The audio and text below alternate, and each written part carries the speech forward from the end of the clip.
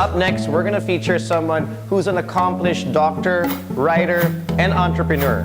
He also wrote a book in the early 80s that featured the country's best photographers of that era.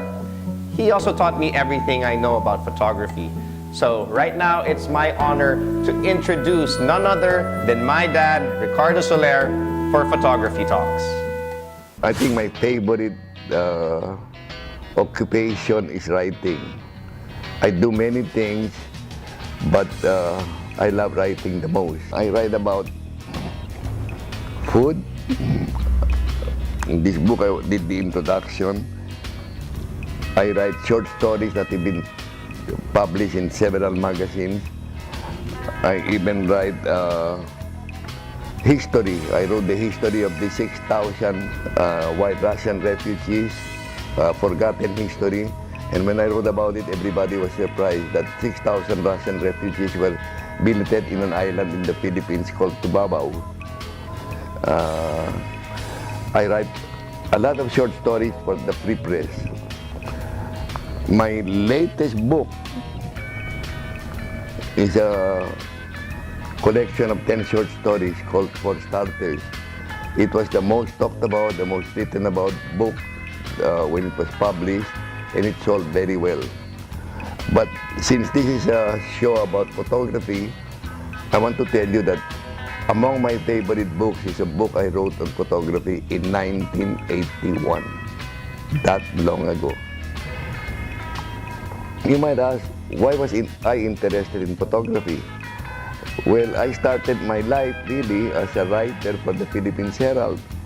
And in the Philippines Herald, I suggested to our editor that to sell the Saturday magazine more, we should feature cover girls.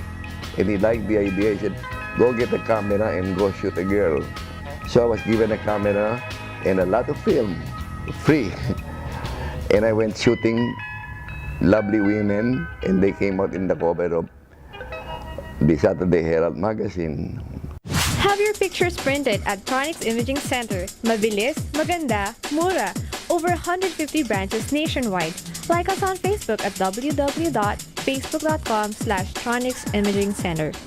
1980, I was invited to judge a competition of the Camera Club of the Philippines.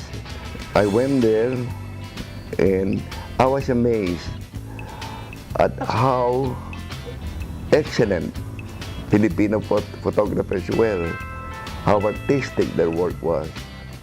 And I felt it's about time that, they should be exposed more. This kind of activity, this kind of performance should be more exposed. And so I started writing monograms on 12 photographers, one for each month of 1981, starting in January. And I featured photographers like Jaime Sobel, Patty Koenigswerther, Montserrat, Delgado, Dabocol, just about everyone who was at that time a renowned photographer.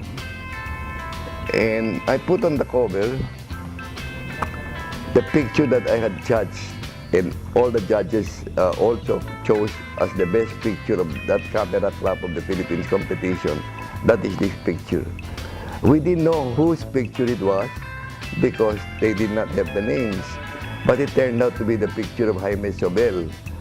So I chose that picture as the cover, and then I wrote a story on Jaime, a monogram on Jaime Sobel, which he loved very much, and he bought 300 copies of the book.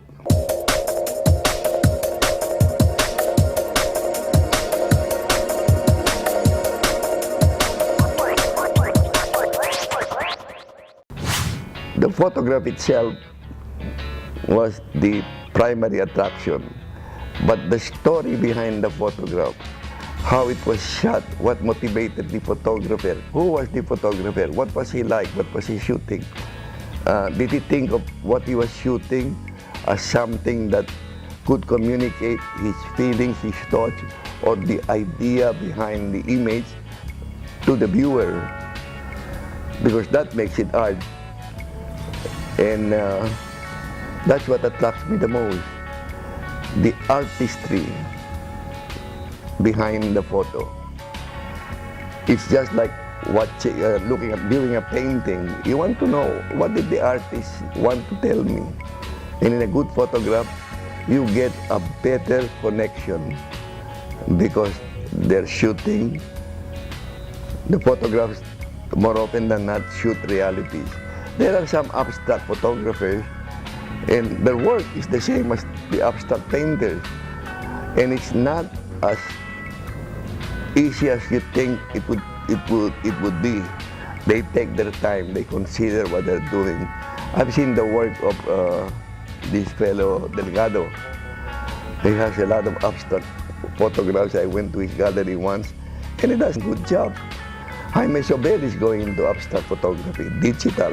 The hope that I have is that because of the digitalization, there will be more people shooting artistic photographs to digital cameras.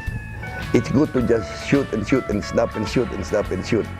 But I'd like to see more photographers go out and then look at the scene, or look at a woman, or look at the nude, or look at the still life, and say, I want to show that image in an artistic way, and take a photo of that and come out and display it. That is my hope. Have your pictures printed at Tronics Imaging Center. Mabilis, maganda, mura. Over 150 branches nationwide. Like us on Facebook at www.facebook.com/Tronics Imaging Center.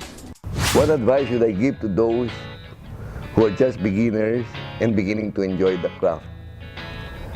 The first advice is be serious about it. It's a wonderful craft. It's a beautiful activity.